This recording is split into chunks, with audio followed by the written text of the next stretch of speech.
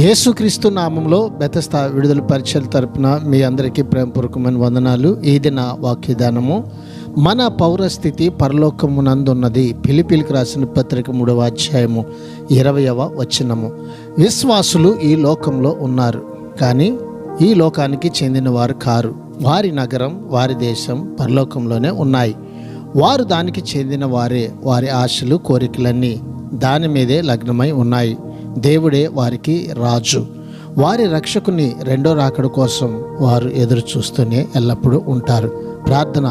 మహాపరిశుద్ధుడా, మహోన్నతుడా, జీవాధిపతి, మా మంచి యేసయ్య, నీ యొక్క మహాకృపను బట్టి ప్రేమించి అయ్యా మరొక నూతన దినాన్ని మాకు ఇచ్చినందుకు నీకు వందనాలు, స్తోత్రాలు చెల్లిస్తూ, ఈ లోకము మాకు శాశ్వతమైనది కాదు, కానీ పరలోకమందు మా కొరకు దాచబడినటువంటి మా ఉన్నతమైన స్థితిలో మేము పాలిభాగస్థులముగా ఉండునట్లుగా ఎదిగో ప్రభువా, అన్ని విషయంలో ఈ భూమి మీద నీకు నమ్మకస్తులుగా జీవించేటువంటి కృపని ఈ దినమున నీ ప్రజలమైన మాకు అందరికీ దయచేయమని యేసు పరిశుద్ధ నామంలో ప్రార్థించి అడిగి వేడుకుంటున్నాము తండ్రి.